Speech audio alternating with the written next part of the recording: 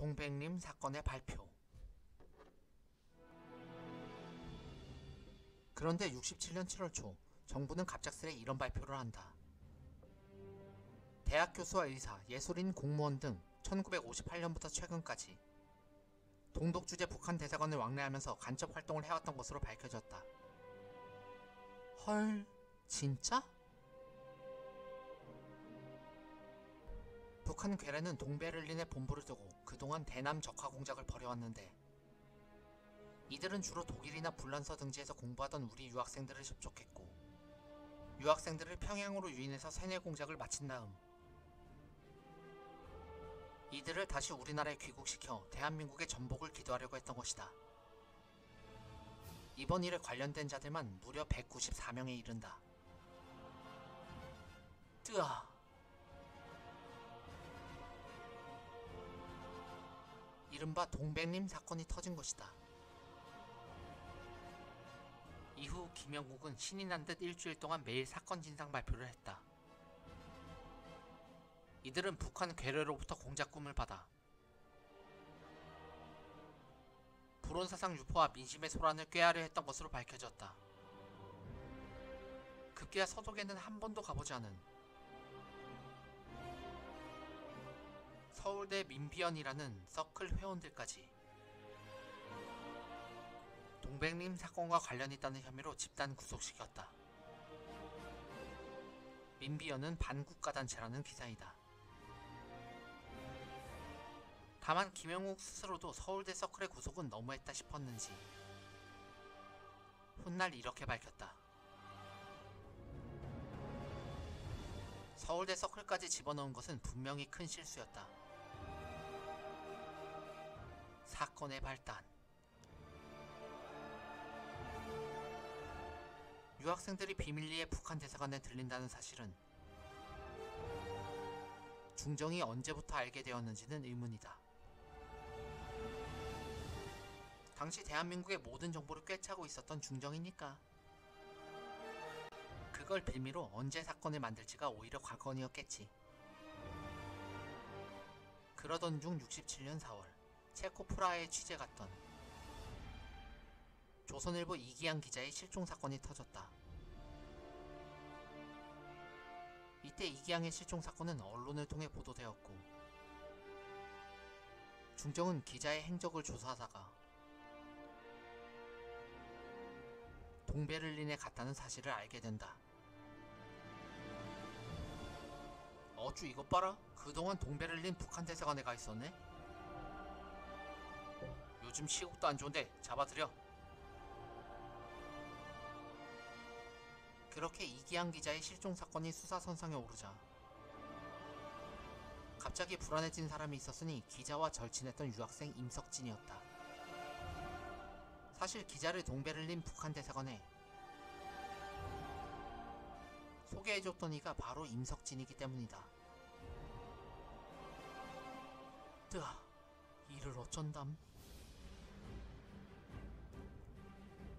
결국 67년 5월 임석진은 청와대를 직접 찾아가서 박정희 대통령을 직접 만나 모든 사실을 고하게 된다. 왜 하필 대통령을 찾아갔던 걸까? 그 무지막지한 중정에 직접 신고해봐요. 나는 뼈도 못 추릴 겁니다. 차라리 대통령을 직접 만나서 자수를 하는 게 낫겠다. 이렇게 생각했죠. 하지만 동백림 사건은 임석진의 자백을 근거로 만들어지게 된다. 다만 사건의 당사자인 임석진은 제보자라는 점이 참작되어 재판에 기소조차 되지 않았다. 그 때문일까? 그는 중정의 스파이라는 오명까지 받게 된다. 현재 명지대 교수인 그의 증언이다. 내가 동베를린 북한 대사관을 처음 방문한 것은 60년 4월 무렵으로 마침 국내에서 4.19가 터져서 국내에서 통일 논의가 무성했을 때였다. 그 뒤로 북한 대사관과 친해졌고 3년 뒤 대사관 직원들은 나에게 노동당에 입당하라는 부탁을 했다. 싫다고 했는데 그냥 종이에 사인만 하라는 것이었다. 비밀당원이니까 절대 들킬 리도 없고 큰 문제도 아니라는 것이었다. 그래서 사인을 했다. 그러다가 기자였던 친구가 검거됐다는 소식에 너무도 겁이 나서 모든 사실을 털어놔야겠다고 생각했던 것이다. 유학생들을 간첩으로 몰아갈 줄은 생각도 못했는데 말이다. 불법 체포작전. 임석진의 제보를 받고 중정이 움직였던 것은 그로부터 50일이 지난 뒤였다. 싹 다 잡아들여.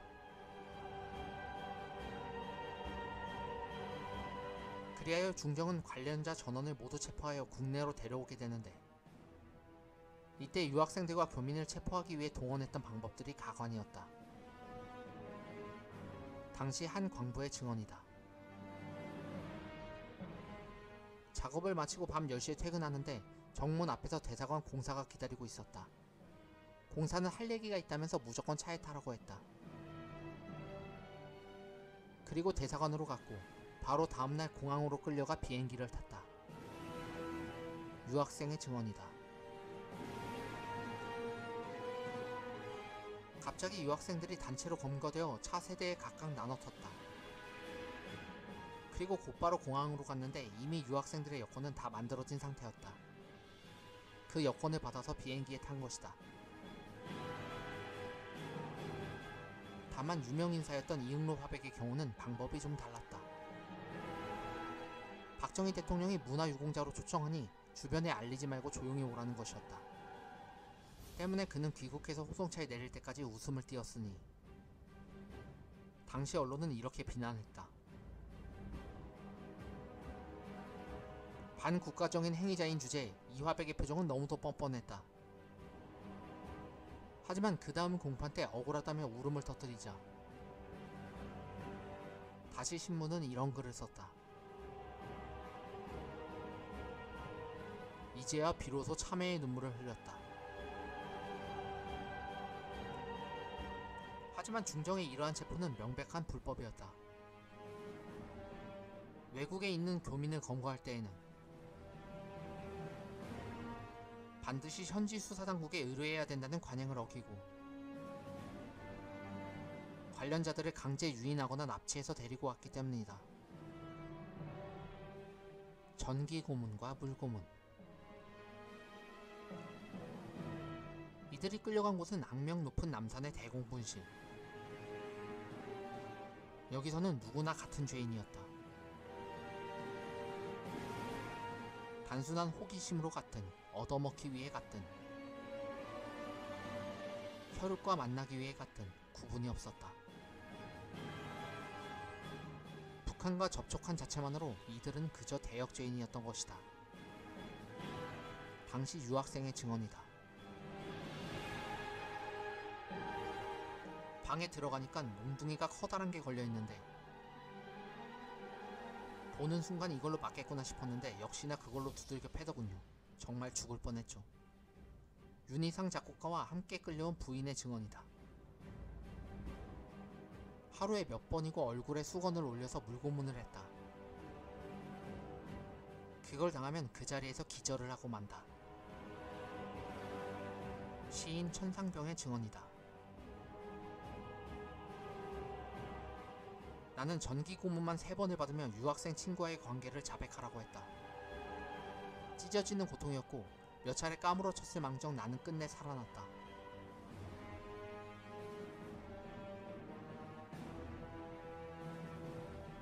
전기 고문 후유증으로 행렬병에 걸려 오랫동안 정신병원 신세를 져야만 했고 지금도 그때만 생각하면 몸서리가 쳐진다. 고문한 놈을 찾아가 죽이고 싶은 심정이다. 그러나 진실이 이겼으니 난 그것으로 만족한다. 비록 그 일로 나는 다리를 비틀거리지만 말이다. 이들은 그렇게 고문과 치조를 받은 뒤에 자술서라는 걸 썼다. 다만 자술서라면 자신이 직접 쓴 글이어야 하지만 당시의 자술서는 이미 중정에서 써놓은 것을 그대로 옮겨 쓰는 것에 지나지 않았다. 유학생의 증언이다. 궁정에서 쓰라고 한 내용은 전부 거짓말이었다. 무슨 유학생들이 북한의 지령을 받고 간첩 활동을 한단 말인가. 하지만 그때는 살기 위해서 어쩔 수 없이 자술서를 써야만 했다.